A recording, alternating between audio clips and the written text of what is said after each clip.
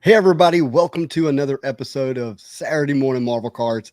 I'm here with my friend, Norn Rad, Sketch Card Hive. Now you got to say his real name, Fausto Barrio Nuevo, right? Best pronunciation in the biz. Better Is than that how mine. your mother says it, though? How does she say it? No, mom yells out Junior. I was like, Junior. Junior! Oh, wait, you've got another name? There's another one in the mix. There's another one in the mix. I remember being a Junior. little kid and having to turn over the paper to continue to write my name in those big block letters. You won the longest name contest, I bet. Not in Miami. Not in I was Miami. chump change in Miami. North Carolina, yeah, I beat everybody. I'm probably a Oh, state I winner forget. at You this grew point. up in Miami, where long names is a thing. Yes. Long names is Well, a thing, man. But that's thank you just for how we being roll. here. I'm glad you're here because I actually think I need you this morning. You know, I need you every day, but particularly this morning because we're going to honor a really special guest. This is someone that I only began following this year on Instagram, and I began following because there was this nice little post that was made by Amanda, Great a Gamer, and I was like, I went to his Instagram account. I was like, wow, look at these cards, and they're in Hawaii. What are they doing in Hawaii? Like, What do they do? I've been to Hawaii. I know how long it takes to get there in an airplane. I can't imagine how long it takes to get there in a boat. And these cards are showing up on this island. It must take a really special person to accumulate cards in general. And by the way, I hunted Marvel cards in Hawaii on one of the islands and didn't find any. And to not only have those cards, but to have them in high grade, I thought was really special. So I got to know this account and began to get to know this collector. And wow, what a special collector. So everybody, we're going to bring on the one and only Johnny Bravo 808. I asked him what does his mom call him. He said John. So we can call him John or Johnny. But man, welcome to the channel. Well, it's an honor to be here. Yeah. So how do you get Marvel cards in Hawaii? That's like my first question. Back in the day, we had a lot of comic shops. My home comic shop was Gecko Books that was located in Kailua. But when their lease went up in 2005, it kind of I started turning more to the internet for my cards. Mm-hmm.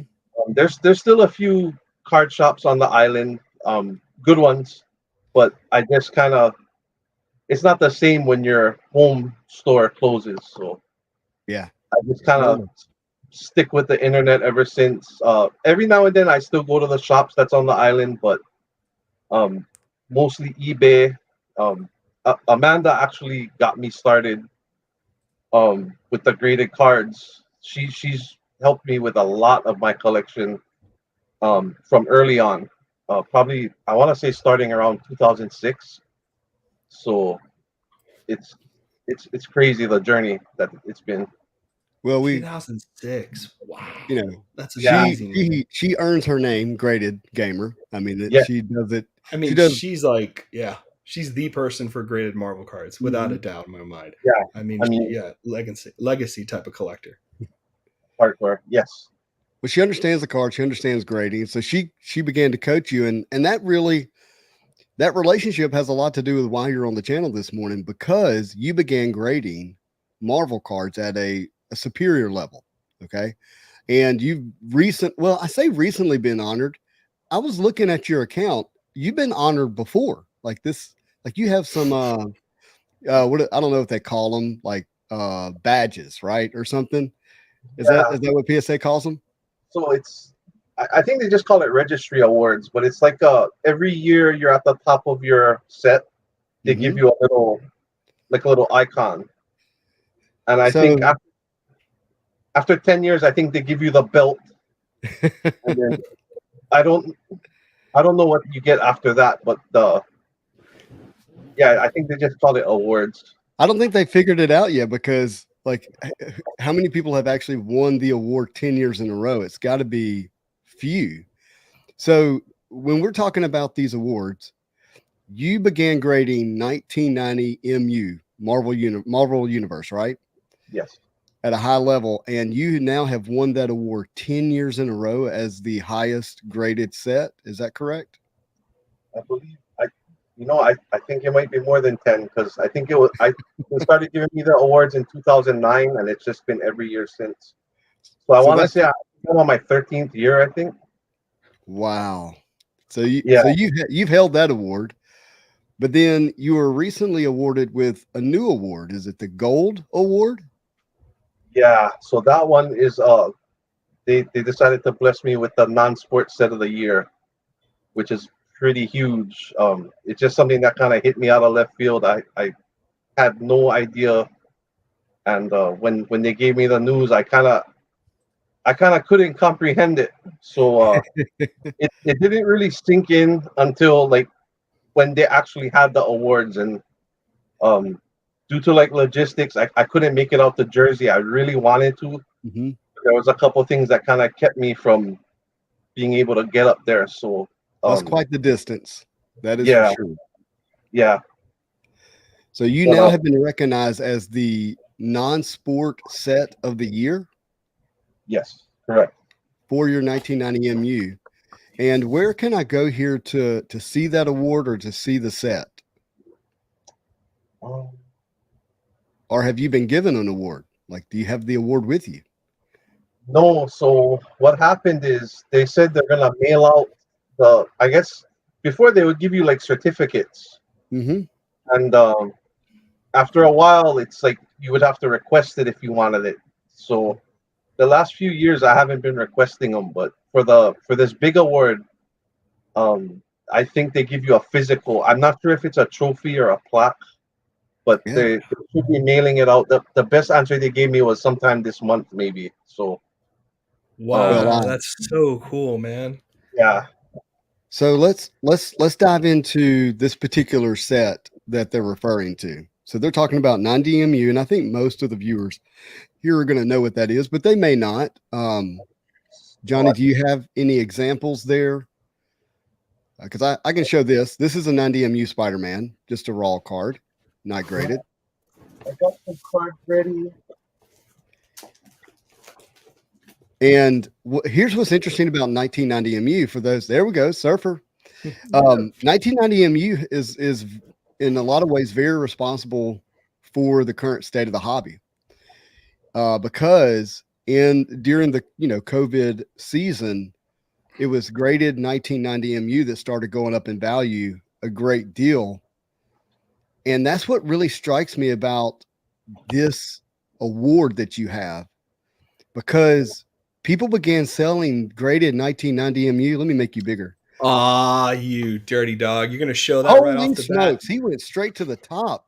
I People, don't know where my base. I think is with my set, and it's all in a. I keep it all in a case. hold on, real quick, Oh, that's everybody. such a cool card, man. He just showed the hologram of Cosmic Spider-Man, which is the box art, which is important, and that hologram is insanely difficult to gem in a 10. I think, what is there? Is there 6 of them, Johnny? There's 5. 5 of them. Yes. And let me tell you, there's way more than 5 people trying to build this set. Way more than 5 people. But going back to when these cars started going up in value a lot in the 2000s into 2021, you started seeing insane prices, $1,000, $1,500, $3,000, $5,000, holograms for 10K. Oh, you have. So all right, here's another reason why he's showing Captain Britain. Johnny, what's the pop report on Captain Britain? I know it's super low. I can't say off the top of my head. That's okay. No, it's under 10. It's under 10. Even though it's a base card, and that's after. I mean, we're on the other side of the onslaught of grading 90 MU, Correct. and the pop on these did not skyrocket the way that people thought they were. No. And so, Johnny, here's what I'm really impressed about: your love for these cards exceeded the fact that you could have really cashed out in 2021. Yes. And I'd love for you to speak to that to some degree, because here, I'll let you know, I have no qualms with people selling. Okay. But I'm very interested in someone who chose not to sell to be able to complete what you've completed and now be recognized for the non-sport set of the year. Yeah. For me, it was never really an option. Like it's just a set I kind of fell in love with right away. So even I saw the prices go insane. Um, I did sell a few of my extras that I had from when I was grading, but Smart. as Yeah. far as my actual set, it never even crossed my mind. I've had friends, what handful of friends that know about my cards ask me, they're like, "Oh, are you gonna?"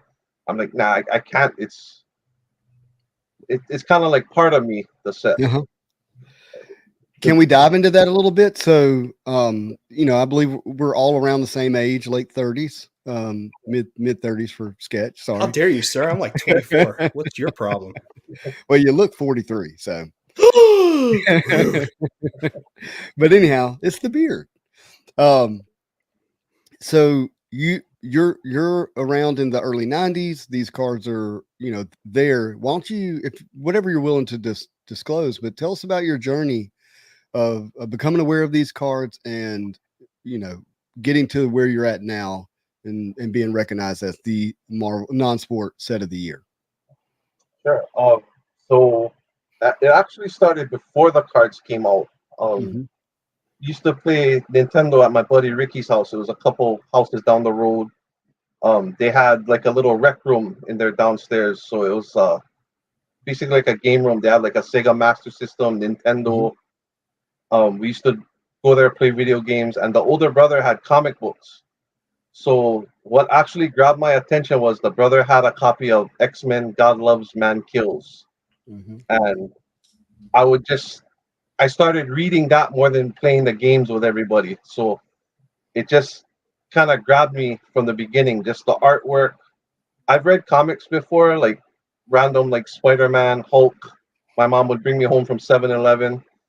But when I read this graphic novel, it was like a movie. It was just written like on a different level. And I think I was like 8 years old when I first read it. I downloaded it last night after you told me about it. Yeah. So it's just on another level. Like Chris Claremont's writing, Brent Eric Anderson's art just come together, and like I said, 8-year-old me, it was like, wow, this is just a lot more than what I'm used to seeing in a comic book. The heavy subject matter, and Wolverine kind of reached out to me, especially because, as you know, even from when I was little, I used to always watch movies with my grandpa. And the big thing we used to watch was the Sergio Leone spaghetti western trilogy. So it was Fistful of Dollars for a few dollars more, Good, the Bad, and the Ugly. I mean, just my grandpa was a big Clint Eastwood fan. So even like Pale Rider, High Plains, the Outlaw Josie Wales is huge favorite.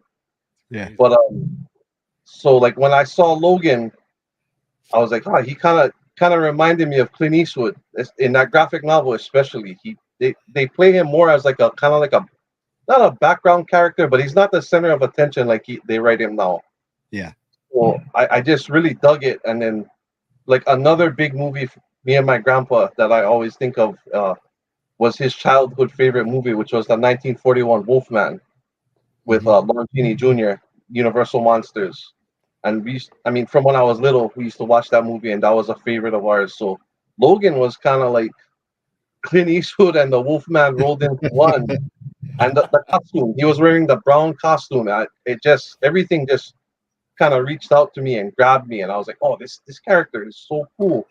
And he even had the Clint Eastwood attitude, and it was amazing. And I just, ever since, I guess you could say the rest is history. And so well, that's your love for X-Men and comics, right? Yes. That's what, and then particularly Wolverine, you're a major Wolverine collector. So now it got us into 90MU. Yes. So I purchased my first comic. I believe it was just a little before the cards came out. I believe it was Wolverine number 34. It was a Mark Silvestri issue. And of all things, I think he's fighting a werewolf on the cover. And then I purchased my own copy of God Loves, Man Kills. And a little bit after that, my mom worked at this department store in Kaneohe. And one night when she came home from work, she just gave me these cards. She's like, "Oh, look at these." And it was Marvel, and she knew I kind of like I was a big Spider-Man fan from when I was real little because we used to watch the early '80s animated series with, and I think it was at '81 it was just Spider-Man. Then in '82 it was Spider-Man and his Amazing Friends. So that and Transformers were like my two big things when I was real little. Okay. And she knew that she made the connection because there were Spider-Man cards. But then the first bunch of cards she gave me had a Wolverine in it. I was like, "Oh wow, Wolverine!" And I was like, "Yeah, that's right, Marvel Comics." So what happened was her friend, her coworker. I don't as many boxes of this product I opened, I still can't figure it out. But her coworker, they knew how to feel the packs, and they knew what packs had the holograms in them. So like, I feel bad because like in retrospect, whoever was buying cards from over there wasn't getting holograms because they were pulling them and giving them to my mom, and she was bringing them home to me. But so I just kind of fell in love with the artwork, and the connection I made with that is if you look at the art on those cards, it's more 70s, 80s than it is 90s. So like that art style that's in a lot of those cards match up with that Spider-Man cartoon that I grew up with. Right. So it kind of just came together and just like lightning in a bottle, I guess. Well, imagine hitting a hologram every time you opened a pack. I'd be hooked too. Yeah, it was pretty crazy. I mean, I guess you could say I was jaded from the beginning with it, but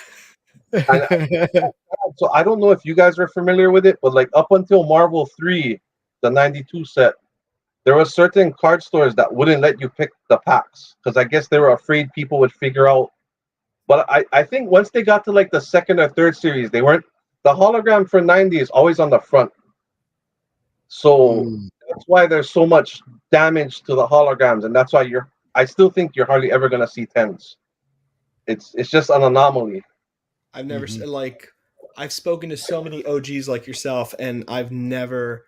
They always tell me that between surface and centering, and what's funny is like PSA and even like the other grading companies, they don't really look. I mean, if you did, it's like totally crazy. It'd be even worse. Is that, and you know this, Johnny, the Marvel Comics and the name at the top of the card for a hologram is like sometimes majorly off. Right. And that means the center of the yes. That means the center of the hologram, not just the center of it being inside the card, inside the square, that oval shape, is actually off on top of that. And then so it there's has like two double edges. Centering. And it's got the edge, and then it's got the edge of the fulling. Yeah. It's a very difficult card. It's crazy. It is crazy. I mean, I opened a lot, and this may sound crazy, but my set that I built, that was, I want to say, between 3 boxes, and it was just boxes that yielded amazing examples, and I just thought, wow, I mean, I've just never seen these this nice before. So hold on, I'm sorry, I've opened 5 boxes, and I might have like 8 PSA 10s. Yeah. 10 PSA 10s. 3 boxes.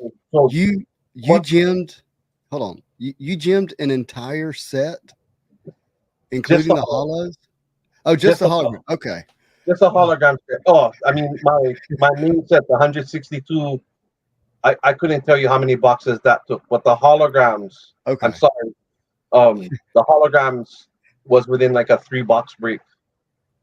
Wow. So it was just, again, anomaly is the word for that. It's just wow. The stars aligned and everything. Marvel Madness says, no way. Yeah, that's amazing, man. Wow, that's fantastic. And I missed this when I was first talking about it. So I was telling Justin, this is the crazy thing. The name of the store my mom worked at, the name of the store is Gem, or was Gem. So, how perfect is that? I think the Pogs from the store from way back when she was working there, but I couldn't find them. But that's like I tried even Googling it to see if there was pictures of the old store, and it's there's just nothing that exists. They closed up in like '95, I believe. Mm-hmm. But Wow. yeah, it's pretty some foreshadowing, I guess. Huh? I love it, man. That is perfect. Yeah. Wow. Your mom brought home gems from gyms. Yeah. And I have to add for a gym. You're quite the gym, my Jeez. friend. Dude, that's amazing. Yeah. So you begin to grade in what you said 2009, is that correct? I think I started sending cards around 2007. I think my first membership with PSA, I want to say, was May in 2007. Yeah.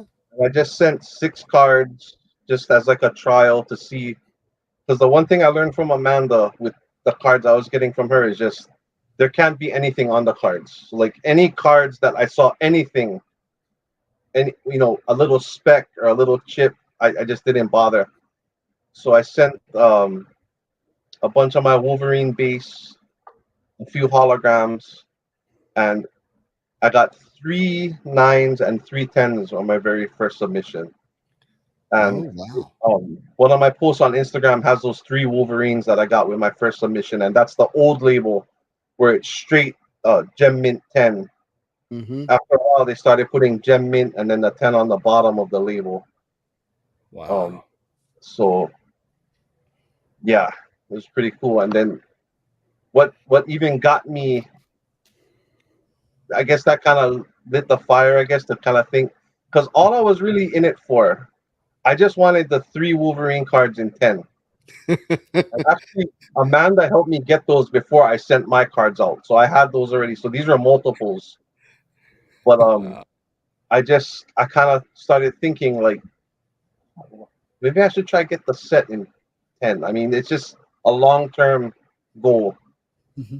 And Wow. that's when I started really buying boxes. And boxes were cheap back then. I want to say you can get them anywhere. The prices fluctuated between like 40 and $100, Yeah. depending on who you got them from. And so I would probably get like 4 or 5 boxes at a time and just break them and then just archive and file. And when I was ready to do submissions, I would just send out. And I had a pretty decent gem rate.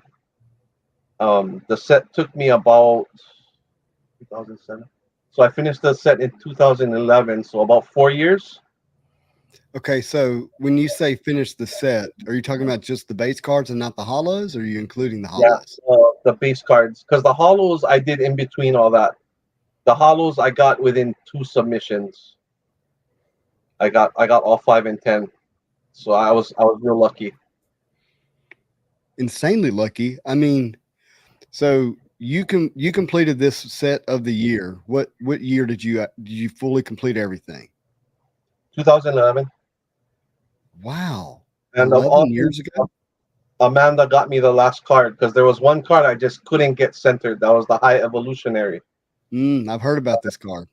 And then I talked with her, and she ended up getting back to me, and she's like, "I have one for you." And I said, "Oh, okay, awesome." That And pop, that was the last that piece pop of the, up until recently was still under 10. yeah. I think it maybe has crest now. Our boy Bill just got his PSA 10 High Evolutionary because he collects High Evolutionary. Yeah. That I guess it's where it falls on the sheet, but that one is almost always bad, the centering. Mm-hmm. Much like the Captain Britain card. The Captain Britain is brutal for the centering. Quick question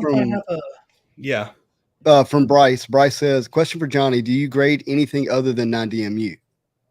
Yes. I also, anything Wolverine that I get that I feel is like a 9 or better, I try to send in. But the other set I grade mainly is the 92 Masterpiece. That's probably the 90. If this makes any sense, 1990 Marvel Universe is my favorite set. But in my opinion, the 1992 Marvel Masterpieces is the most beautiful set Marvel ever put out. I think. I love 96 Masterpieces. Mm-hmm. It's nothing, but I just there's just something special about that Just Go set. It's Yeah. just so at that point in time, that 92. Yes, I mean that. I still think that's the nicest Spider-Man ever done. Yeah, me That- too. It's right up there for sure. Yeah, I mean, I they knew remember- what they had. They knew what they had too, because they made this beautiful poster also, and it features that card and someone, and it's just like, and they knew what they had. I mean, I remember being a kid and opening those packs Mhm. and seeing that gold border around those cards. I don't know what it was, but like it clicked on so many levels, that set, and the marble backdrop, like there was just something really, it just hit the right. I don't know what happened, but it like, I feel like 92 for like, Mhm. it must be like 80% of us, right? Or 90% of us that were collecting the 90s. Like that set just hit that. It really defined Marvel card. I don't know what it was, but it just hit it. You know what I mean? It just automatically registered. It is, and this was after we got the Jimmy X-Men, which is Crazy. Paramount. Yeah, Paramount. Paramount set, and just like what you were saying with the gold border, there's like an eloquence to those cards. Even like the font they use when you flip it over, there's like a marble texture. It just, I Hey, so mean, just- Jewel tones on the marble too, like the little the way it's very 90s design and cut diagonally. And then you have the comic book, right? Like we're finally getting like cover appearance on the back of every card. Yeah. Just Johnny, I have a question for you for 92 Marvel Masterpieces. So some of the cards come with rounded corners, but some don't. Do you have any understanding of that? the only thing, my theory is, I think the earlier, because they did 350,000 boxes, I think. Yeah. So I think the earlier printing or the earlier boxes have the round cuts. From my experience, it's the later boxes that have, it's almost like a straight square corner. So I just picked up a PSA 10 of Spider-Man, and it Yeah. has very sharp corners. And Yeah. when I bought it in person, and when I saw it, I was like, ugh. I mean, I like it. Don't get me wrong, like I love it, but I've only ever seen the rounded corner, so it made me hesitate because I was like, and that's the hard part. It's I don't know how you would just go about and like differentiate from it, like from saying what's what. right. Um, Well, I bought it because I knew the person opened this card and sent it straight in. Like it didn't Right. have the history of going through somebody I didn't trust. exactly. And I think the theory is too, sometimes PSA will downgrade the one with the round corners, thinking that it's damaged. Correct. But it's not. That's how they, for whatever reason, they kind of did that little thing with the base cards. I think the Spectra, regardless, is straight square. The Mhm. prototypes and promos also is like a straight square corner. But the base, and again, it's only my theory. I think the earlier boxes or earlier pressings have the rounded corners. Got And you. it's nothing to do with authenticity. It's just something I don't know if they decided to do, or if like the equipment cutting the cards was changed, or that's the only part I can't quite figure out. So from our experience from the early boxes of things, especially like X-Men, right? It was the early boxes that speculated to have all the autos, right? So like the X-Men Jim Lee set, that's where all the autos were placed at the beginning. They front loaded them. You know what I mean? And then they kind of vanished on the older boxes. Yeah. There had to be some way they were inserting these cards in packs that suddenly changed. You know what I mean? Like how they were loading them or what they were doing specifically on the production line. That's the only thing I can think of. Yeah. And it's something that makes me scratch my head too. And I mean, it's hard to put a finger on it. But so of your 90MU, do you have a favorite card in that set of your graded PSA 10s? It's a tie. So Okay. it's between the number 10 Wolverine and the number 23 Wolverine. So that's the brown suit and the yellow suit. And shame on me, I didn't bring them with me over here, but That's okay. I think most people are familiar with that image. Yeah. Or both those images. So brown suit. I'm surprised that that's not your favorite because of the brown suit. Is it the art of the yellow suit that keeps it as a tie? good point, and that's what it is. So I always favor the brown suit. Mm-hmm. I think I might like the art on the yellow suit card a little more, where he's breaking through the window. I don't know, just something. So much action, huh? It's just amazing. I mean, Jim Lee just knocked those out of the park. And the cool Wait a thing minute. about Oh, wait. Jim Lee is the art on the yellow suit as well? he did all three. He did the patch, the yellow suit, and the. I didn't realize that. He I also always did. just thought it was the brown suit. Yeah, he also drew the Punk Storm, as far as I know. I think that's the only cards he did. I think there's. I thought there was a few more, but I could be wrong. He did like, I think he did like 5 or 7, right? Something like that. Possibly. I don't know. I have to look it up. I know he Possible. did a few in 91. I know he did like the Gambit, the Sabretooth. Mm-hmm. So his For original art, yeah. So when you look at his original art, it was done on 11x17 original comic book artboard, right? Because we've seen the original art float around and get sold a few times. I'm sure Johnny's seen them too.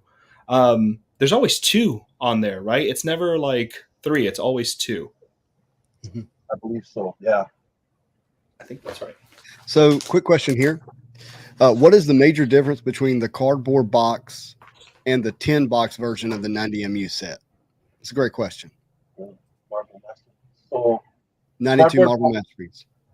the cardboard box is like a hobby box. So you get the 36 packs, 6 packs per box.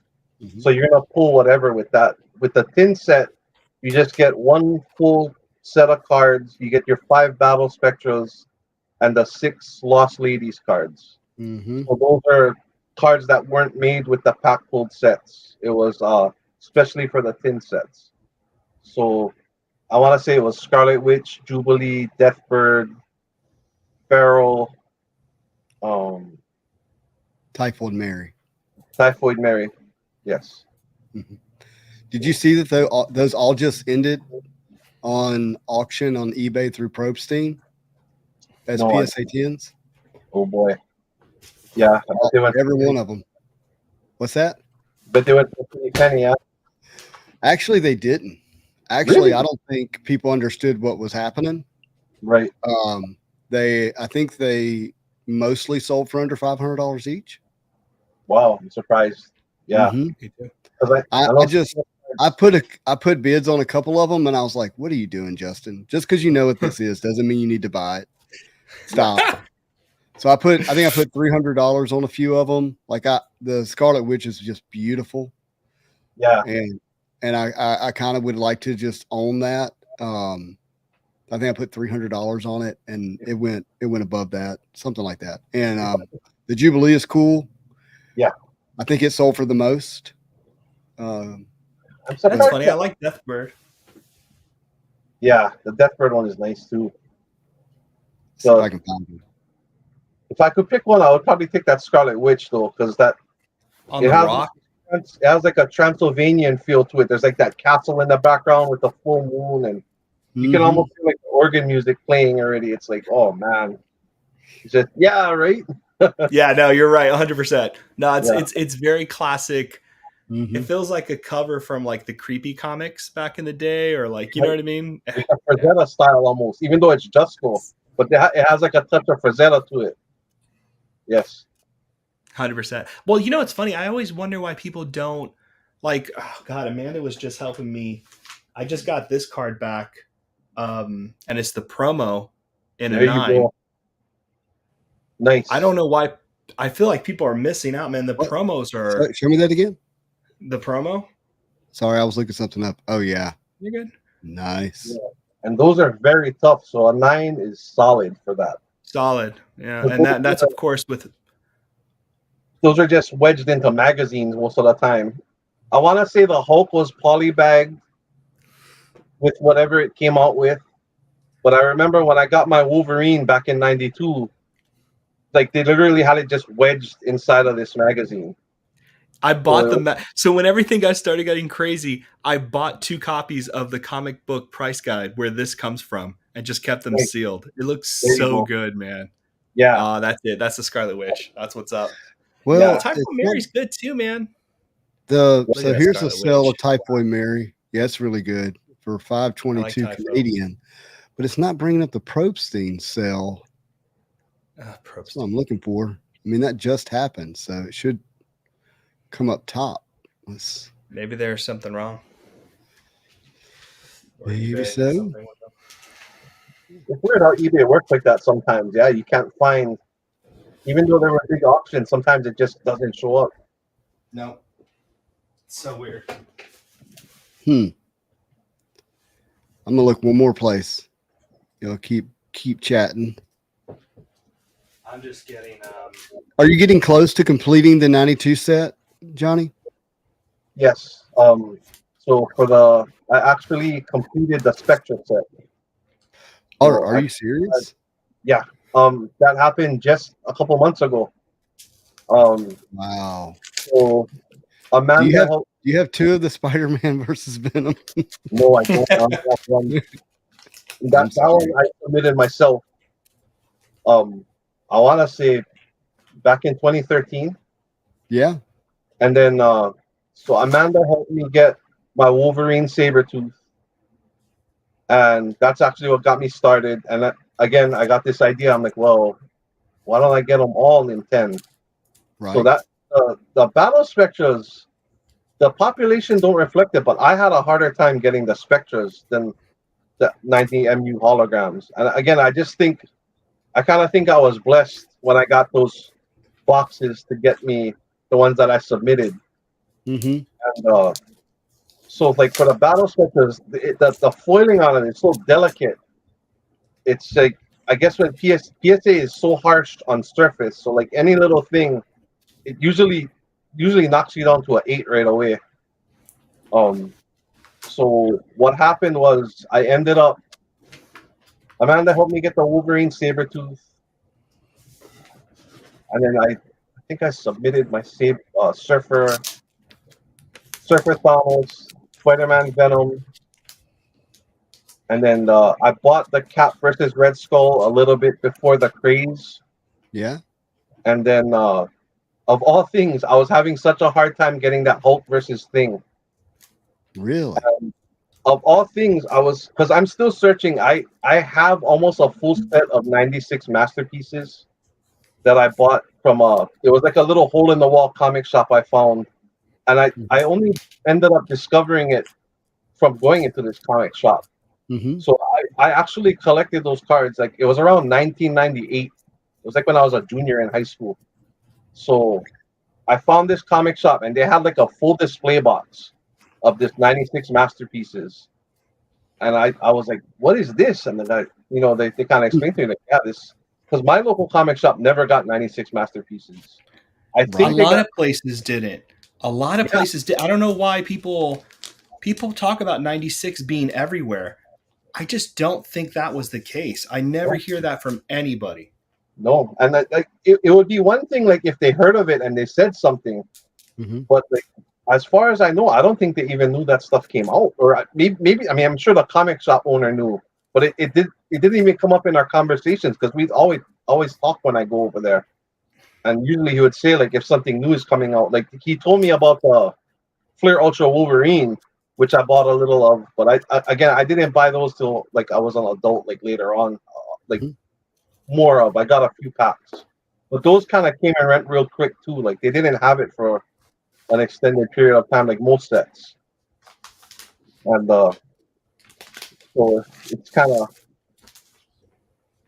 an anomaly too in its own. All right, it took some weird eBay searching, but I found it. Okay. Oh, you got it going. Yeah. Yeah, I had to search Probstein 1, 2, 3, Marvel to get it to pull. Anyways, it came up. It just wouldn't come up under Marvel Masterpiece. So SpiderMan PSA 10 just did $1,200 on the 18th of August. That's interesting. PSA 9, $45. How's that contrast, huh? That's quite the difference. Yeah. Do you really think that the I hate using these type of words, but the multiplier is that much? For I I know think say, the audience is just bigger. I think the audience is just bigger. And right Yeah. now, it's like it was in Pokemon and other things that just started coming out.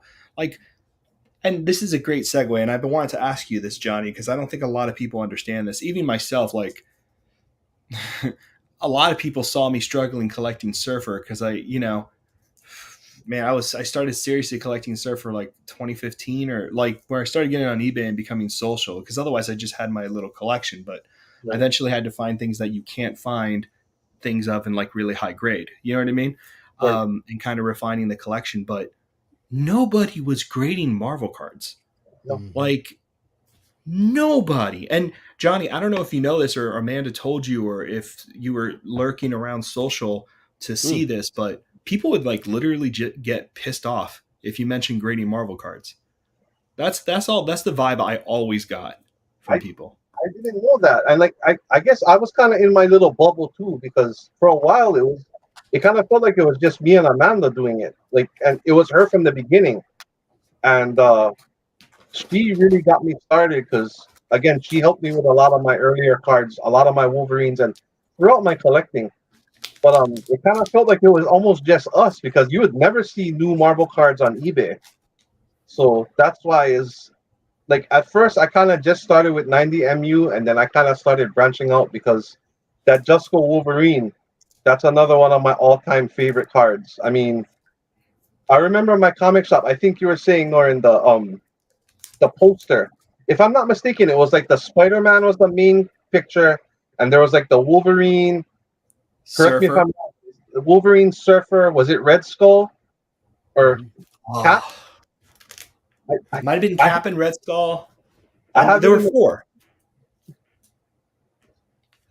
but There were four cards on the poster, right? Was that it? I remember the poster's I on was like, eBay. yeah, like there was Spider-Man, and then there was like four. And when I saw the Wolverine card, it just knocked my socks off. I was like, wow. And then like I was saying in my post, my local comic shop, they never got the prototype cards, but they had like the promos. So like it was weird. They were selling the promo for like $5, but when I was asking to buy it, the guy's like, "Oh, just buy the magazine for 350, and you can get the card with it." I'm like, "Okay." So that was it. So I had the promo card, I believe, a little bit before the set came out, and Wow, that's so cool. I was just anticipate. This was the first set I was highly anticipating, and the day it came out, I still remember it like it was yesterday. So the day it came out after school, my mom took me to the card store, and we went in there, and they broke a box earlier that afternoon. So they had a couple of the Spectres in the showcase already. They had a Wolverine versus Sabretooth, and they had a Thing versus Hulk. And then I was talking to the owner because he knew I was waiting for these. And he was like, "Oh yeah, we had a Spider-Man versus Venom, but there was a guy that was there when they were doing the break, and he bought that right away." Oh, So I didn't get to see that till like I was almost done collecting the set. Like I just nobody had it. It was just I guess it was a highly chased out of all of them. That was like the most highly chased card. I'm But the not Wolverine surprised. tooth just grabbed me. I was like, wow, because that was the other thing they were hyping was like this time it's not holograms. This is a super secret, all new technology, and they weren't doing anything Etched. else. What is Right? it? Etched. They would like make it such a big deal of the etched. Like Yeah. I remember that.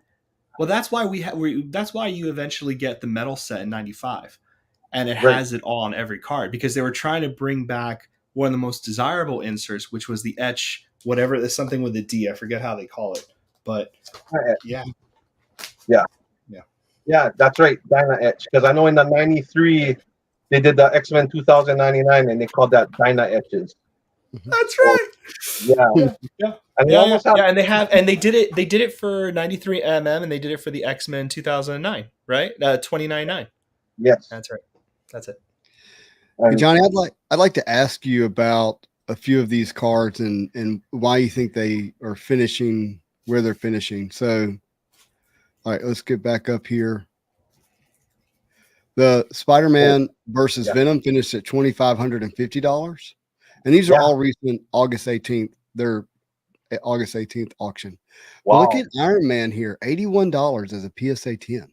I can't explain that because to me that's one of the nicest cards in the set. Mm-hmm. That's my favorite Iron Man armor, the Neo Classic.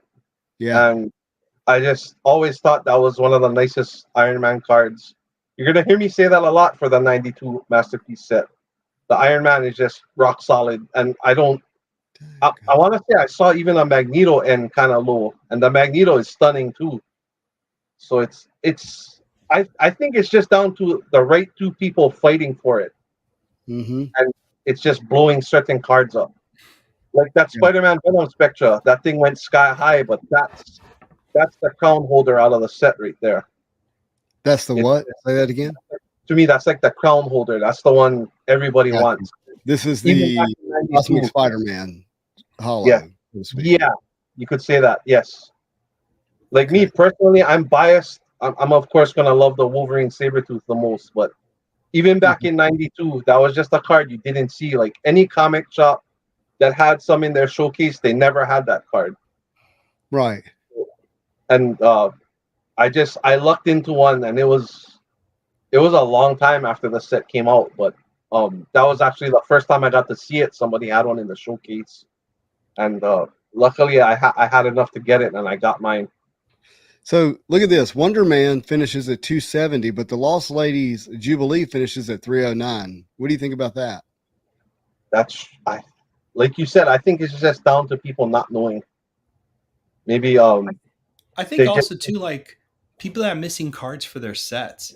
I mean, a lot of people get confused when they see these certain prices, and Johnny knows this better than I do, but like when you're finishing a set, and like Johnny said, you can't find certain cards in 10s for X, and it might be regional. We don't know. You know what I mean? Like it might be like how the cards were packed. I mean, if we have the uncut sheets, which we've seen 92 uncut sheets, and we've seen 90s uncut sheets too. There were two uncut sheets for the 90s set. The one with all the base, and then the other one, right?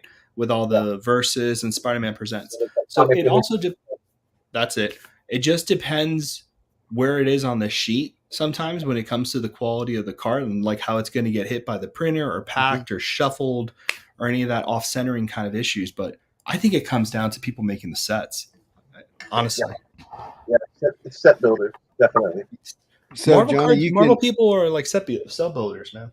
For sure. Especially with 90s. 90s is definitely sets. So what's interesting here is you can tell the Wonder Man has the rounded corners, right, and the Jubilee has the full corner, like you were discussing earlier. So I think, as far as in my experience, I've opened a few tins. Those Lost Ladies cards are like the Spectras, promos, prototypes. I think they're all gonna have those sharp corners.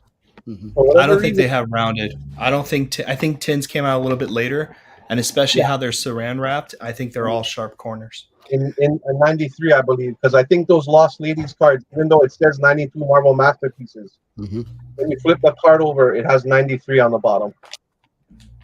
Interesting. Yeah. Yep.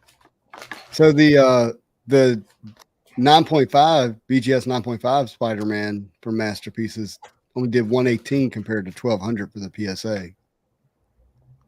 Yeah, there's a steep. There's still a steep gap between those.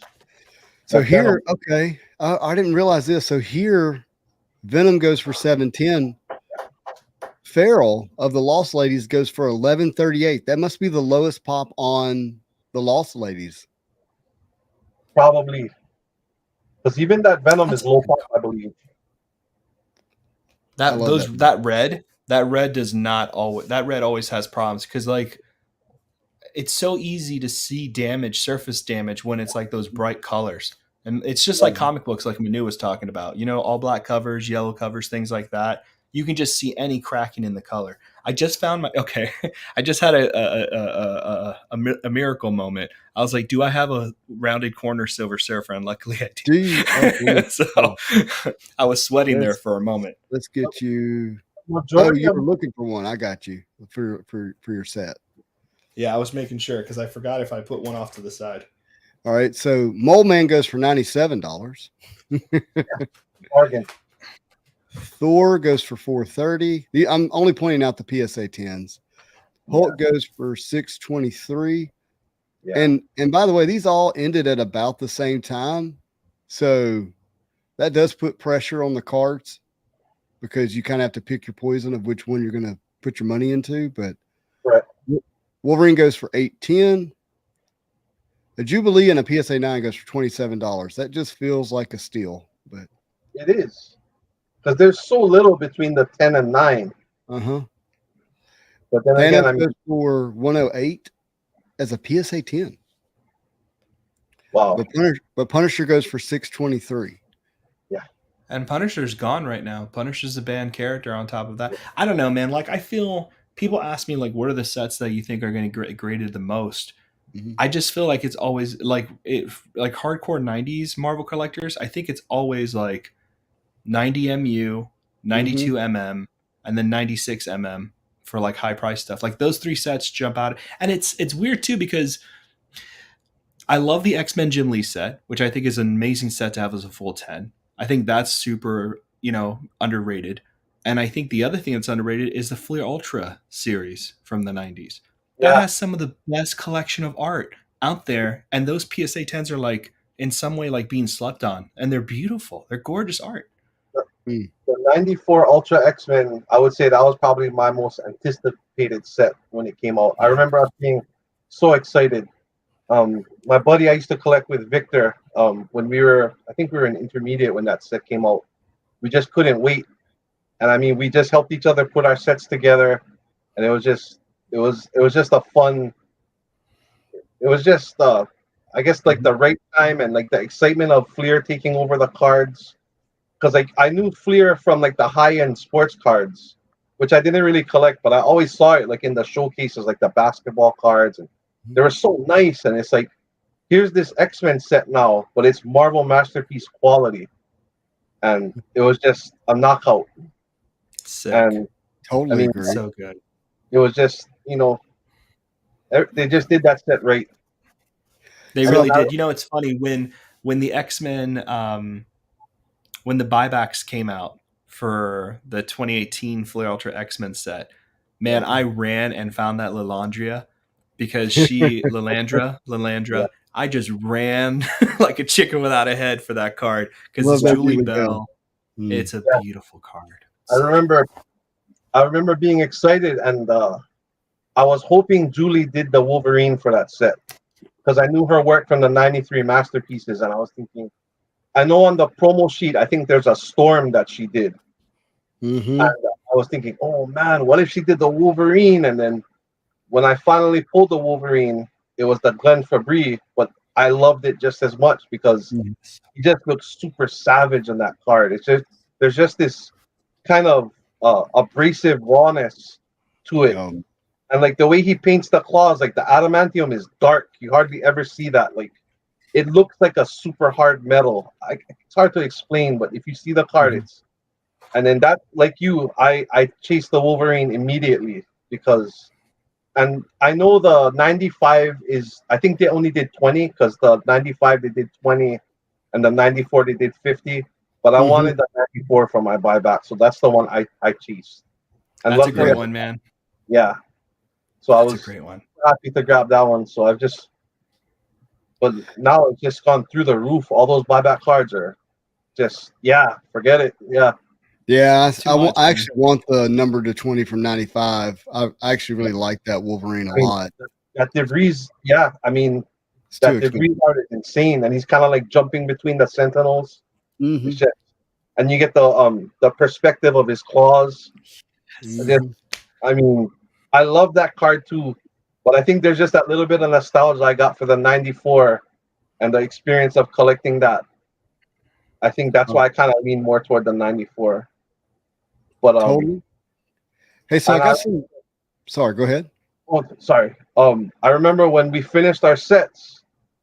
A little while after that, I went to the comic store and I was buying whatever, like getting my monthlies. I would always get Wolverine, X-Men, and then the comic shop owner is like, "Well, are you getting Ultra X-Men? I go, nah, I finished the set already. He's like, no, you didn't. I'm like, what are you talking about? I got all the special cards. And he's like, they got the jumbo packs now. So the jumbo packs had a totally new subset. That was the famous battles cards, which is not a lot of people know. The battle cards from that set are actually battles from the animated cartoon. They're not battles. I mean, they probably happened in the comics but like they're specifically from the animated series. But they're painted in the masterpiece quality. So, and he's like, "Oh, there's a Wolverine." I'm like, "Oh man!" So here I go. I started buying the jumbo packs because I wanted to break and get the Wolverine. I think he told me it was a Wolverine Sentinels, and it's one of my favorite cards. It's just amazing art. Bob Larkin did that one. That's right. That's right. That's right. And it ended up being probably a tie for my all-time favorite card from that set, along with the Glenn Fabry Wolverine. It just all 6 of those cards are stunners. Stunners. They really are, man. It's so funny, dude. I love character collecting is so much fun because you get to just really see like your character in everybody's take. It's just the best. All right, I want to see if I can pull up an example of what you're talking about. Are you talking about this Wolverine versus Sentinels? Right, that's the one. Yeah. And that's only available in the jumbo packs, you said? Let me find those in the jumbo packs. So when you buy the jumbo packs, you can get those and the Fatal Attractions, I believe. So you won't find the team portraits in the jumbo packs. The team portraits are only in the hobby boxes, and they might be in the Walmart box. Exclusive to Walmart is the team triptych card. Triptych. I don't know how you say it. I just usually call it triptych, but yeah I call it triptych. Yeah, cards. They combine to form 2 different 3-card puzzles. We got an example of Iceman here, and of course, the hobby comes with ultra prints, oversized cards. Man, that's amazing. I just got a 10 Storm from MM96. Here, I show it to you. But I just got it. But I don't know what it is about Julie Bell and Storm, but that woman just gets that character completely. Yeah, no other. Hey, so I was pulling up the PSA pop report on the 1992 Battle Spectra, and so there's 1,479.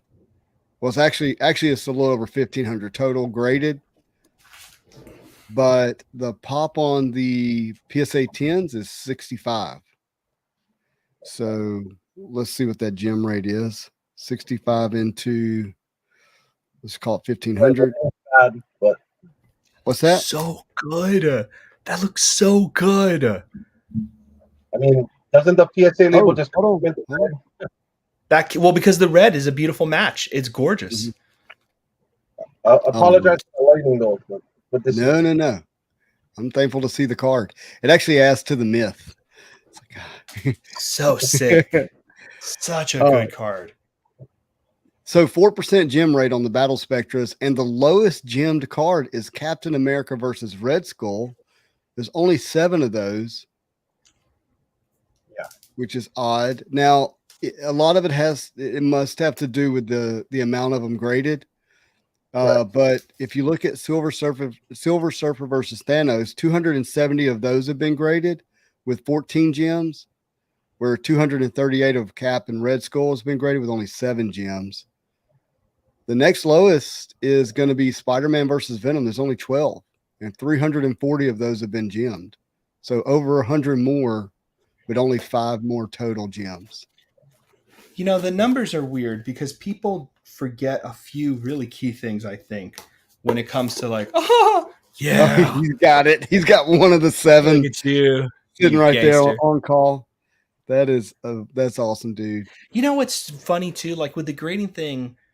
So Johnny, when you were grading with Graded Gamer, and you guys were some of the very first people, and I'm sure Cool Cards was doing it, and you know, a handful of other people that I've met were like, I've been trying to grade these forever. I don't think people realize, yeah, boy. Yeah. Look at that. Look at that. Look at that. That's Yeah. jumps right off the card. It is. I mean, that Venom is just insane. Yeah. Dude, and when they draw superheroes like on the street level or in alleyways, like it just adds to it. Like it always breaks my heart. Surfer's always in space, but every once in a while he'll come down to Earth and you see him like in the dirt and he's like wearing the trench coat and I'm like, yeah, that's my 90s self wanting that all day. But like music what playing people in the don't, yeah, yes, what people don't realize with the cards is that when people were first grading Marvel cards, they were sending in pretty high-end looking cards because a lot of people who had been grading cards were grading cards, sports cards, and others. So they kind of knew already how to grade Marvel. It wasn't like, you know what I mean? Like you had like a mentor like you with Amanda, or you knew what to expect. And then all of a sudden you have the boom.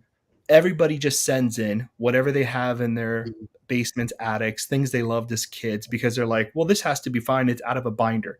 And then we get a lot of 6 and 7s and 8s. Because at first, before the boom, there's a lot of regular like 9s and 10s, but there's only like 2 or 3 at all. You know what I mean? Right. A lot of like those older things are like older labels. And then serious graders started cracking boxes, and then you get a couple of more 10s and 9s. But the way people were grading Marvel and have been grading Marvel, there's just not that much out there in high grade. Unless I'm wrong. I don't see it. Because even me, like when I was doing the 90 MU, and even with the 92 Masterpiece, I broke boxes where I don't find one card worth grading. And if it's between surface or centering or whatever, a lot of times there's touch corners. It's happened more than once. Sometimes there's just you get those boxes, and like as far as like how Lauren was saying with the 6s, I got those too sometimes. Every now and then it'll just pop up. And I'm looking at the card, I'm like, how did this get a 6? But I'm thinking maybe there's like a minute, like sometimes if there's like a wrinkle in the cardboard, they downgrade that real hard. Even if it's a small little section of the card that has like a wrinkle from printing or whatever. A lot of times you can kind of find that, and it's something you miss initially, but it doesn't take much. Like even I learned that. Like I thought 6 is like there's like a bite taken out of the card, or I don't know, but it's like it doesn't take very much to knock it down to a 6. Somebody ate the card. I got an old football card. This old 49ers player. It was like a 1956 Topps, and it's a 5. But I'm like, this card is beautiful, but it's a 5. So it's, I think, between like a 10 and a 5. 5 is still a pretty decent card, but that's just the way the grading scale goes. And even if you look at like 3s, 2s, the card's surprisingly intact for that grade. Wow. Yeah. So it's something like with the lower grade stuff that I'm still learning with that. But Same. It happened to all of us, I'm sure, with that stuff, because I think 6 was the lowest I got with the 90 MU, but I had a few of them. It's I've rough, definitely man. got some low grades. It happens. I mean, grading for people, dude, I did not worry about grading when I first was doing the Surfer collection at all. I was just building, learning, building checklists. I'm only now, like, I was buying tons of graded Surfer cards when they were first on eBay, primarily because I was talking to Amanda and other people, and they were like, it's $100 for a Gem Mint 10 Surfer that you can't find in a Gem Mint 10, and there's Pop 1 or Pop 2. And in my head, I'm thinking, it's $100 for a card I already have. But in my head, I'm at that level in my collection where I'm just buying things to build up grades now, because I'm at that stage, right? But grading is not grade. There's no reason to grade to enjoy the collecting process. There's reasons to grade, of course, but to enjoy collecting, you don't have to grade. But at one point, you build your collection in order to get the grades. You know what I mean? That eventually happens to a lot of us. So guys, I pulled up the 1992 Marvel Masterpiece Pop Report, and I can't wrap my head around this. I need some help. Okay. So we know there's 350,000 boxes. We know that these boxes have been selling anywhere from $350 to $700-800, right? And I guess maybe people are keeping them sealed, but maybe they're opening them. We've got 6,500 cards graded. But look at some of this pop. Pop 7, pop 4 for Captain Britain, pop 6 for Bullseye, pop 4 for Dazzler.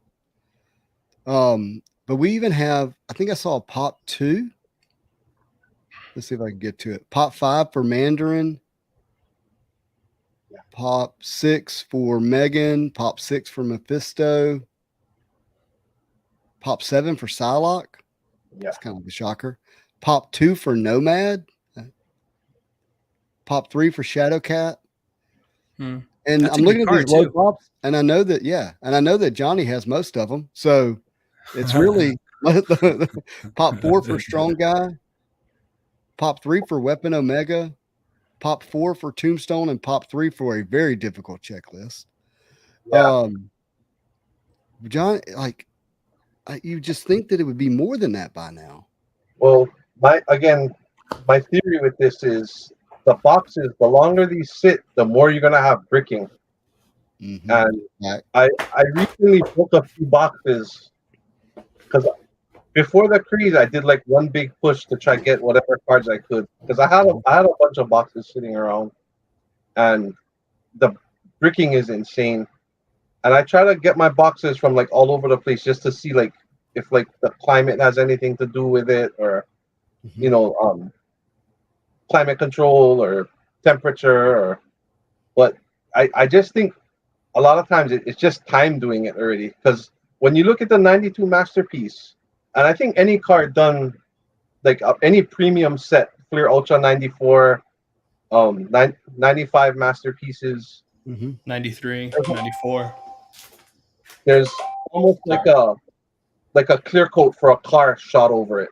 That gloss is it's like glass. So that surface they put on those cards, I just think over time, it just kind of doesn't do itself any good being pressed up, especially if you got stuff stacked on the boxes. That's why how I try to store my boxes, I try to put it on its side and kind of like file them, so it's not, sitting like that.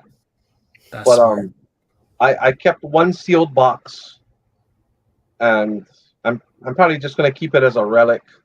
But, you should, yeah, and but I mean, I would do like I did and open it not on camera.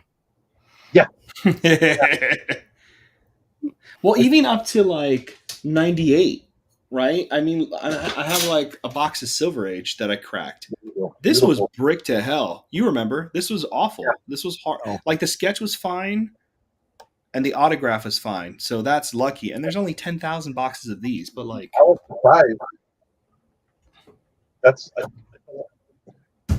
know the 96, but I know the 96 masterpiece. The blister cards probably have a lot to do with it. There's not things pressing against it, so that's probably why. And they're stored straight up and down. And I'm gonna tell you, if you haven't, Michael's gonna do a full professional edited video of that box break. But let me tell you, that thing was so pristine. Oh my gosh! Yeah. You know how the back of the card will have like fading, like in coloring on these. You probably maybe can't see it here. His was just, it was like it came off the printer. I mean, it was so clean. But it had been stored correctly, and to your point, they're in blisters and they're sitting straight up and down. There's nothing pressing on it. Correct. And still a tough card to grade. Oh, you kept your. You guys want to open it? You know I do. All right, we'll open this when we're done. We'll close the show out with opening this. All right, we're gonna open up a pack of 1996 Marvel masterpieces. What do you want to hit? That's the question. I'll get some double impacts. This set's beautiful. I finally got back. My wife thought I was talking to it. I got excited. I got back like some ones I sent in that I kept. So I had a 9 Doctor Strange. Let me make you big. 9 Doctor Strange. What a card. I love this thing. Dude, people are sleeping on not collecting Human Torch and Thing and Invisible Woman, Fantastic Four. I don't know any character collectors for those cards, and they're just some on eBay that are just so beautiful. Human Torch would be a fun one to collect, I think. Look at that. I think Human Torch is great. The Gambit's awesome. And then I got an 8 for the Ant-Man, but It's a cool they're just Ant-Man, nice cards. They're just it's a great Ant-Man. It's an awesome Ant-Man. Such a good card. But I'll open I'm ready to open the pack. So when you guys want to open it, we'll just do it on camera because when I got them back in hand, I just thought they were so nice. Well, Johnny, before we start to get to Sketch's pack opening, you had some Wolverines that you were going to show. Oh yeah. So my little. Hey, while you do that, I like this question. If we want to start grading a whole set, would you start with PSA or would you wait till CGC starts? Johnny, can we get your thoughts on that? It's a hard question with the new leadership. CGC. Hey, don't let that. No, do not do that at all. That it does not matter to me whatsoever at all. If it's for your PC, I would say just do your research. Find what company you like the most and go with them. Because that's what I did when I picked PSA. Was I literally even bought cards from some of the other grading companies just to see what's what. And PSA won my vote.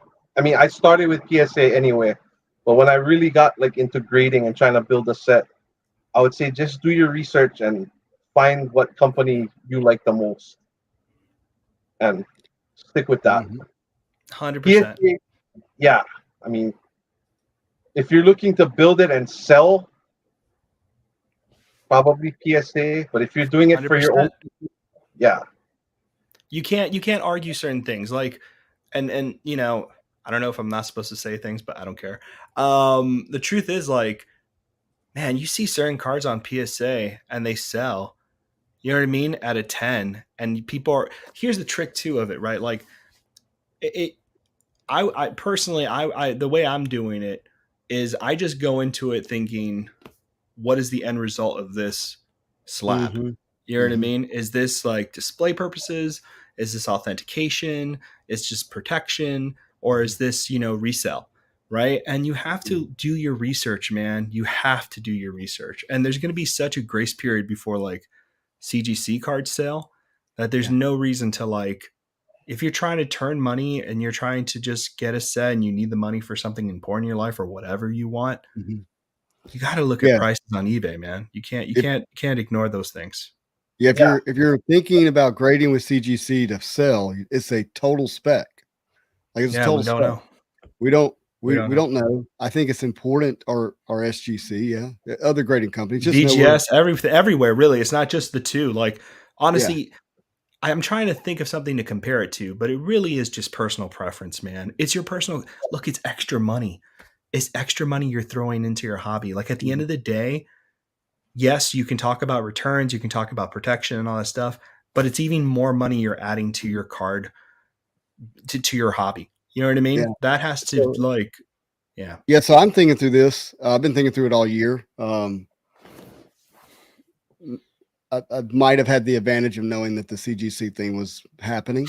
But I think most people knew, like me giggling every time Justin's like, "Oh, is CGC happening?" I'm like, "He," and then that would be it. Yeah. And even though that's true, like I sent a bunch of cards to PSA, I sent a bunch of cards to BGS because it's kind of what Norton's talking about is what's the end result of the card? Why are you doing it?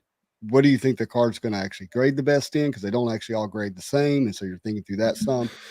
And, with all that being said, I'm very excited about CGC from the first time I'm thinking about doing set building like Johnny has, because that's going to be new for CGC. And there's going to be kind of maybe some of that fun chase race to building the set, but that's for me to keep PC, like not to flip. Like if I wanted to, I have this struggle right now, where do I want to send my 96 Marvel masterpieces?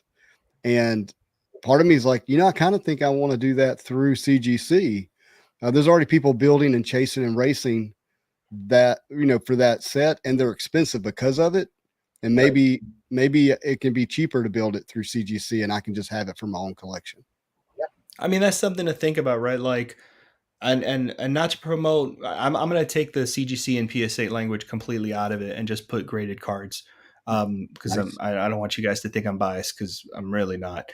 I'm hired as a consultant. I wanted someone to do it well, and they were concerned enough to hire someone who had a connection to the community. Like, I'm going to be hitting up Johnny. I'm going to be hitting up everybody for any questions I have. If something, you know what I mean? Like, it's just, all of us know each other so well. You know what I mean? All of us have been friends in some regard, or knew each other through message boards or whatever. But in my opinion, if you, for instance, like, let's say you're going to start grading a set like Spidey's talking about, is a CGC 10 in Masterpiece, or any 10 in Masterpiece that's not being highly collected. Like, if you have someone collecting a 10 set in PSA, right? More people are probably making a 10 set, a Gem Mint set in PSA than they are BGS. So when you see, like Michael would tell this, right? In cool cards, if you see a BGS 9.5 Marvel Masterpiece card, right? And you see a PSA 10, which one's going to be cheaper? Dictated by the market. It's only cheaper because so many people started with PSA and are halfway done, and they want the slab matching. You know what I mean? You have to look at the card at all times. Like, you just don't know what grader you're going to get. Like, you just don't. If you look at the card, you have to become a grader yourself and look at it up close. That's how you know. You know what I mean? You have to grade the card. You can't, just buy the label for the label. Definitely. Got to do your diligence and just kind of look at what's in the slab, not just the label. Yeah. Love it. So you got those Wolverines ready, my friend? I got a few. I got a couple non-Wolverines too. But your Wolverines are fire. Oh, I love that card. Freeze frame. Norm talks about freeze frame all the time. I love QFX. Yeah. Got this from this is one of the earliest cards I got from Amanda. You can tell cool. Straight label. Gem Mint 10. I love freeze frame. I love that. Sorry, go ahead. Notice you got the realistic photo in the back with the character putting it in it. That's what they put the film on the back. Remember the song? 80s song, freeze frame. That's right, baby. Love this card. That's so cool. That's a great card, man. I still have to get a 10 Surfer on that. I don't have that one. So this is one I just got back from grading. Figure out, unveil it on your show. Oh no, you didn't. Did you really? A PSA 10 and Unbound? That's not easy. Those cards that's unheard of. Out very well. Wow. What number is it, by chance? The year of my birth, 82. Yeah. I only just noticed that now. I didn't even when I submitted it, I didn't even look at the number. Number 80 looks so good. He's just meant for it. Yeah. That's perfect, man. That's wow. Awesome. Congratulations. That's an impossible grade. That's crazy. Super happy to see that in the 10. So I got some oddities here. Yeah. Oh, that's a sticker. That's a real character collector right 86. There. That's someone who knows what's up. And just what a good slab. They didn't put mine in that kind of slab. Mine's moving around everywhere. They recently changed it with the Lighthouse label. Before, I think there was more of a border, and the card could shake around. So if you see the cards in the older holders that have that bigger border, sometimes they do move around, which I'm surprised. But with these new ones, see, like this one doesn't have it, but the real new slabs, there's actually like an inner sleeve. And that sometimes they get a little bit of the Newton rings on it, but it's from the sleeve hitting the slab. Right. Yeah, I have that one. Got another nice one here. Oh, I love it. Blair. Johnny, weren't those boxes the best? Yeah. I remember because these were tough because I think when these came out, these were like $4 a pack, and I mean it was rough on my allowance. They were expensive right out of the box. Yeah. Yeah, they were, but I loved it because, like Lauren mentioned, it's almost like a deck of cards with a seal over it, and you pop it open, and then inside the pack is sealed too, so you got to break that open. And there was nothing like it when these came out. These were super. It turns into a 2-hour box break if you do it on video. I know. Exactly. Because you gotta rip it 3 times. Rip it 3 times. Rip the seal, rip the box, rip the seal. Yeah. Here's another one. Ooh, the best. Metal Blaster. That's y'all know I love it. I don't need to keep. I think the metal. I think that insert set. For me, that artist, the Derek Robinson, is that how you say Robinson? Yeah. He did that whole 18 card set, and that like I have my mom bought me that card when I was a kid, and my surfer, and it was like a major gift. The guy overcharged her like $25. It was like crazy back in the day for that card, but yeah, that set's so special. That's such a pretty set. And then this is actually the card that started me on IG. So the whole reason I started my Instagram account was for a trade. And I hope you don't mind me. I'm going to name drop Charles, Stacking Gems. Oh, you can name drop Charles. Anything Charles is awesome. He likes it. Yeah, he's awesome guy. He had this card and I was interested in it. I was like, do you want to trade? And he's like, well, what do you have? And I was like, I got another Wolverine from this set in 10. You know, you want to just do like a swap straight up? So and that's when he asked me, do I have IG? So I was like, no, I don't. I was like, but I can. So I just quickly made my account, and then we started communicating through that. And we did the trade. Everything went very smooth. Charles, thank you. So this is the one that. Oh man, yeah, that's awesome. Is that? Forgive me if I'm wrong in this. Is that Frank Miller Wolverine? Which Wolverine is that? This is Frank Miller. So Frank Miller did this one, and the other one I showed you, the number 3. Oh, did he really? I didn't know that. This is from the cover of Wolverine number 2, the limited series. Yeah, so you have the front claws, and then. That's right. And then the other one, and I didn't bring it with me, but the other one is a John Byrne Wolverine. But this is an interior panel from Wolverine Limited number 1. This is when right when Wolverine gets to Japan. This is a panel where he suits up and he goes to look for Miracle. She's not answering his letter. That's right.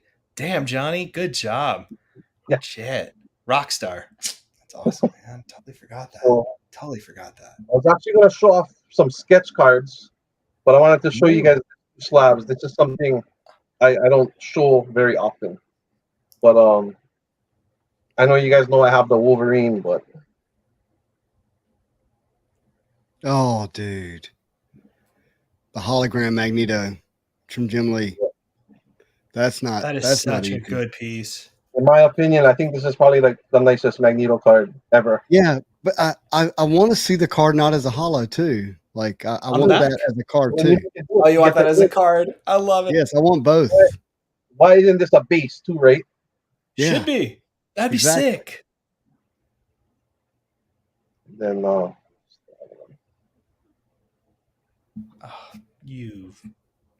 so mad at you.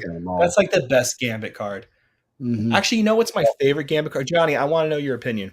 So people always say this, but I think 93 Marvel Masterpieces has some of the best pieces in there of card art that I've ever seen. It does. And what's neat about it is you get the variety. There's just a bunch of amazing artists. And correct me if I'm wrong, the Gambit, was it Phillips that did the Gambit? Yeah, Joe Phillips, and it's with the Sentinels, and he's like fighting them. It's really good. The card, yeah. That's an amazing Gambit. It's an amazing Gambit. Yeah. Oh, man. So good. Even the Sinkovich Wolverine from that. Mhm. It, I don't know. When I first saw it, just the way it kind of has like it kind of conveys his rage, and there's even like a little bit of like blood splatter, like all over, and like got his claws. You got the shimmer. He has like crazy eyes. He has Yeah, like like the white one eye crazy small, one eyes. eye huge. I mean, it's something else. Yeah. But yeah, that's what. Because we were so jaded with the Jusco set.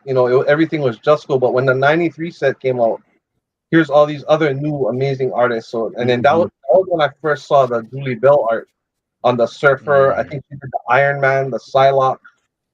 I mean, those are just insane.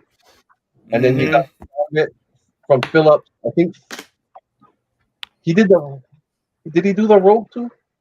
Mm-hmm. That might have been I don't somebody else. remember. I'm sure Justin knows. He must have done the Rogue too. Who's that again? Which artist? Might have been- Joe might have been Phillips. Phil Phillips.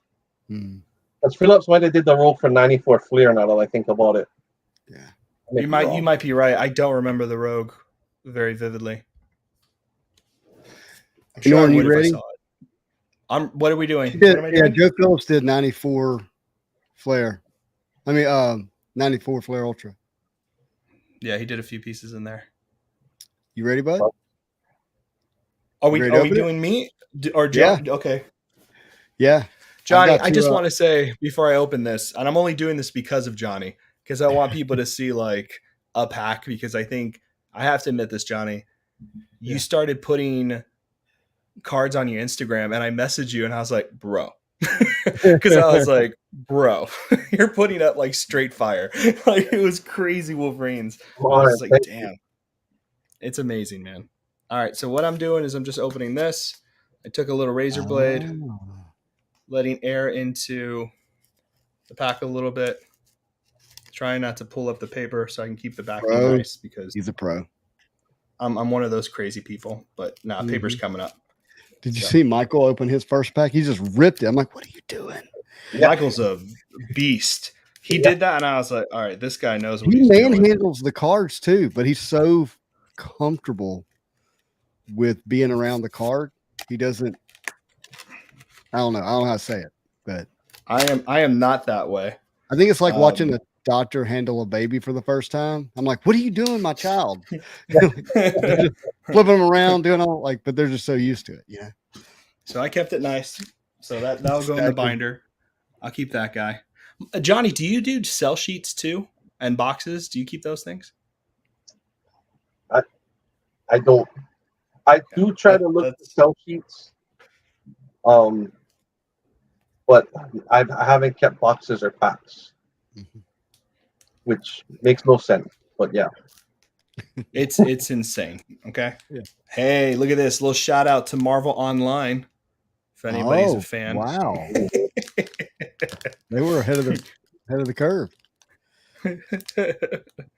Free AOL software. Kind of classy. What's up, Bay Area? What's up, David? You joined at a good time, but you need to go back and watch beginning. We're here with Johnny Bravo. Johnny Bravo is the PSA award winner for the Nonsport Set of the Year, but he's also been winning, Set of the Year for the 1990 MU for 13 years, I think, the highest graded set. He's just winning in life in general right now. He's killing it. And have you heard the rooster crow? He's in Hawaii. He got up at 4 a.m. this morning to be able to be with you all. So thank you so much, my friend. Oh, thank you guys. Thank you for having me. You're a natural. I gotta admit, I was nervous at first, but once we start talking, it just kind of. You're just with friends. Yeah, exactly. Totally at home. Oh, you did it right off the bat. You hit a gambit. Look at that. It looks really nice too. These actually look really nice. Did you hit Doom?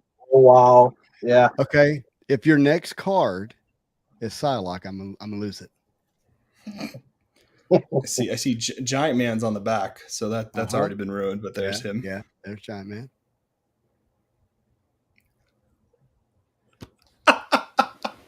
All right. All right. So your next card might be Mystique. If You I get know a how Mystique, killer- this is gonna be You know amazing. how killer this pack is already?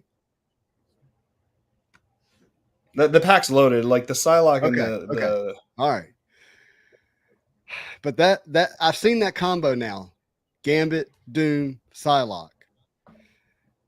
So if you got a different one, maybe you got an insert. Let's see. I don't know. Oh no, you were right. It got stuck to the Doom. You're right. You're right. It was Mystique. It got stuck to the Doom. There Oh, we there you go. go. Look how. Yeah. Hold on, just a second. How gorgeous. By the way, I need that. How gorgeous is that card? It's a gorgeous. I'll send you $100. I know you can get more. What, you need it for your set? I do. I don't have that one. Oh, okay. All right. I'll send you money. We'll figure it out. Yeah, I'll send you money. Okay. Yeah, I won't I send have you the PayPal. Monopoly stuff. I'll send I you have the real PayPal. stuff this time. Yes, this time. This time, but no time after this. All right. What do we get? Why are you getting? Oh, there it is. Dual Thor. That's a Dual good Thor. card. And then The Giant Oh, Man. Giant Love the Man. Corvette. Yeah, that Stingray vet. Yeah. Mhm. Stingray vet. That's what's up. Yeah, that always stood out to me on that card. I was like, oh, look at the vet. I was like, look at the vet. Someone's a fan of some automobiles. Yeah. Looks really good. Oh, so that's David still cute. needs a Did you guys ever notice what it says on the license plate of the vet? Hold on. No, I have seen it. JB loves BV. Julie Bell loves Boris Vallejo. That is really cool. Ah, awesome. I've seen it, but I didn't think I knew that's what that was. That's probably his What a vet. nice. Aw. That'd be It's cool. probably their vet. Yeah. It's probably what started the whole partnership and gave us their love Sure and was. Marvel masterpieces. That's Thank so God nice. for I never vets. noticed. That is awesome. Yeah, that's amazing. And it has a I never heart. knew that. I never knew that. I just noticed it. I was like, I wonder if the license plate says anything. Yep. That's awesome. Dude, you got Psylocke and Mystique and Gambit and Thor. That was a What a hot great pack. That was pretty good. I love that. I love these cards. So this is really cool. Good for you. Well, I could not have been happier to do it with our buddy Johnny. Johnny, I can't thank you enough. I know you were a quiet collector off scene and all that stuff, man. I'm so grateful to see your post every day, dude, and I'm so glad you're with us, man. Thank you. Yeah. I'm honored, and thank you guys as well for. I mean, everything's been so overwhelmingly positive. Everything with the community, just positive experience all around. Made so many great friends in such a short time. Amazing. That's right. This man. is not going to be your Awesome. last time on the channel, my friend. Damn right. So just be prepared. Whatever you got to do to get yourself ready for the next time, go ahead and do it, because we're going to have you back on. You're natural on the camera. Your knowledge is so rich and well experienced. I'm just living in the moment. You've had these moments now for a long time. You've been at it. You've been at what a lot of people are coming to do now for a long, long time. So you have a lot to offer the community. So I want you back on if you get a chance. Thank you. I'd love to. I'd be honored. And Are you going to rip any Spider-Man metal? Oh, I'm going to be living vicariously through you for that one. All right. Johnny and I are going to be in the same boat. Johnny and I are just going to be watching, like, woo. Look, somebody has to do the Lord's work. It might as well be me. I'll do it. Oh, wow. Yeah, I guess I'll do it. Yeah. I'm looking forward to sharing these box breaks with the community. Guys, this is it. This is the last Saturday morning Marvel cards where we don't have Spider-Man metal in our life. And I'm really excited. I've got a fun week planned. As you know, obviously there's still things that have to happen. Like I actually have to get the product on Wednesday as designed and so forth and so on. But I've got a real fun schedule prepared for you all, where you're going to get to see quite a bit of product opened up, over the course of a number of days. Beginning, we'll have our Tuesday morning Marvel show. It'll be fun as usual. We'll really be preparing we'll probably recap the 3,000 subscriber giveaway and the madness that was. And then we'll prepare for Spider-Man metal. and some other news that's been developing. And so then Wednesday, my intention is to, depending on when the boxes are delivered. See, I don't know if it's going to happen at 11 a.m. or 3 p.m. I don't know when I'm going to get them.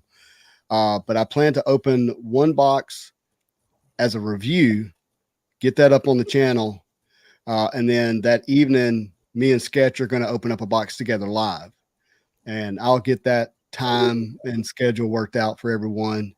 Then Thursday night, I'm going to do a rather kind of big box break with Spider-Man Metal with all my local Marvel card friends. That's Brett, my twin brother Dustin, Destin, Daniel, Brian. Yeah, you've seen them around the channel in various places. We're gonna sit down, hang out, and we're gonna open up boxes together Thursday night. And then I've got some guests I'm working on lining up for Friday that want to open their boxes on the channel. Saturday morning Marvel cards is going to be Spider-Man Metal. Probably will have some guests on. I don't know the time yet for that, simply because I've got some family stuff that's happening that Saturday too. So it may be a little bit earlier Saturday morning Marvel cards. If not, we'll shoot for the 9:30 slot, like Central Standard Time 9:30 like usual. But very, very excited. Looking forward to it. Awesome. Me too. I just can't wait to see the art on the cards. Like that's fun. It's gonna be fun. See, Yeah. Because it's going to be so much discovery. Because it's not only discovery of the low series art, discovery of the high series art, and then the inserts and the quality. It's going to be fun. It's gonna be fun. It looks like they're stepping it up for this one, so I'm real excited to see. Yeah, man, I'm excited. That pack art that's on the pack for Spider-Man really has me. I hope that's it. I really hope that's it. That's a good one. Mm-hmm. Yeah, rock solid. By the way, if you won something, I've got your stuff set aside. If you've given me your address, I'm waiting on a few more people to give their addresses because I honestly want to go to the UPS once, so as much as possible. So if you did win, please DM me on Instagram or message me on the Spidey Hits Facebook or leave me a comment if you need to. But hit me up with your address and confirm that you're the winner. That way I can get everything shipped out. I think I'm still missing like 8 or 9 addresses. So let me know. Well, Johnny, any parting words for our guest? No, just thank you for having me, and it's been an amazing experience. Awesome, my friend. I really do appreciate you, Sketch. Brother. It's always good to be with you, as you know. Everybody in the chat, if you haven't done so, hit that like button for me. It does help the video. Leave me any comments or questions that you might have. Keep an eye on the channel. But as always, I hope you have a marvelous day.